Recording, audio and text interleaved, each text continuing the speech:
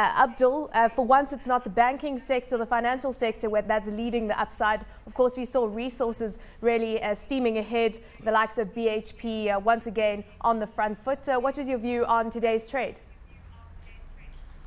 Yeah, I think we have seen over the last couple of days and weeks resources being quite weak. So a clear turnaround in terms of performance coming through.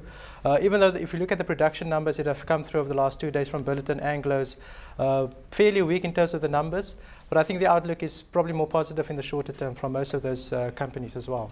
Let's look at some of the counters that we've got our eye on today. Of course, SAB Miller coming out with its production forecast, and that stock ending on a positive note, up by almost 1%. What was the market reaction to that? Because, of course, Foster's and the fact that we haven't seen a strong performance from that has been cited as a big worry. Yes, and if you look at the numbers, Foster's was down in terms of their volumes. I think SAB traditionally has been fairly good in terms of guiding the market in terms of the volume guidance, also revenue per hectolitre. So in terms of that, fairly in line with the guidance that they normally provide to the market. Having said that, probably slightly higher than the guidance in terms of 1% increase. If you look at volume growth, particularly South Africa and Africa, fairly strong, over 3% in Africa. Latin America, very strong as well. And as you said, Foster's Australia, fairly weak, and also Europe, obviously quite tough market for them on that side. I think probably on the positive side, we've seen the revenue per hectolitre, which is quite a key metric for them, fairly strong, I think between 4 and 5% increase there.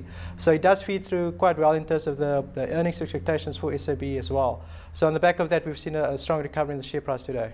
Okay, so we've got the AGM of Anglo American, which is currently underway right now. We saw the stock react positively to the quarterly update. But of course, there are a lot of question marks that, of course, is around its Minas Rio project, that $6 million project, or $1 billion project rather, that it's got in Brazil. That, of course, an issue right now, the spat that it has, an ongoing spat with Codelco. Do you think that there are some headwinds for Anglo American right now that we need to be worried about? I think those headwinds are rightly, as I said, they are headwinds, but they have been clearly flagged to the market. So we have seen Anglos underperforming the likes of Bulletin and other resources counters. So in terms of the valuation, I think from where it's come, where it has underperformed, all of those headwinds are probably discounted in the current share price. Having said that, we have seen the likes of Anglo Platinum, for example, in terms of their production numbers, also a nice recovery in terms of mine production. In terms of the actual platinum production, given the issues that they've had on the processing side, that has come down as well. So clearly on that side, we have seen Amplats, for example, their share price going below 500 Rand. That impacts on the Anglo's valuation. But overall, I think all of those headwinds are fairly factored into the current share price, and we have seen the bounce in the share price today.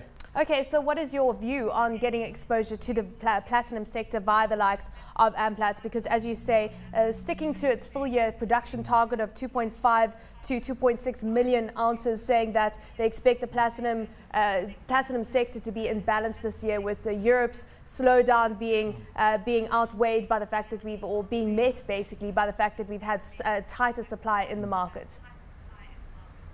Yeah, I think, and we have stated this to the CEO Neville Nicolau before, Anglo Platinum is probably on the wrong strategy.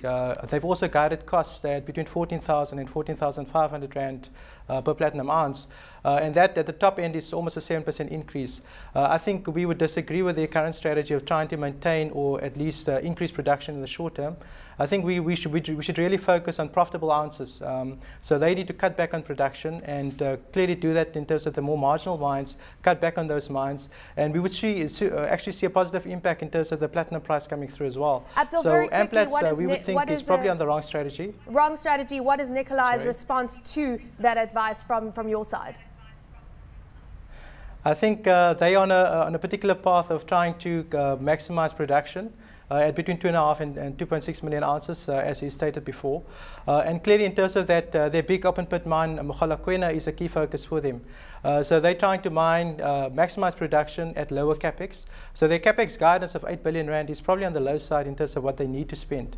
Having said that, we will probably look at the likes of Impala. Clearly, Impala has been impacted in terms of their issues in Zimbabwe, the strike issues in South Africa, and even the likes of Lonmin, probably much better alternatives compared to an Amplats at current levels.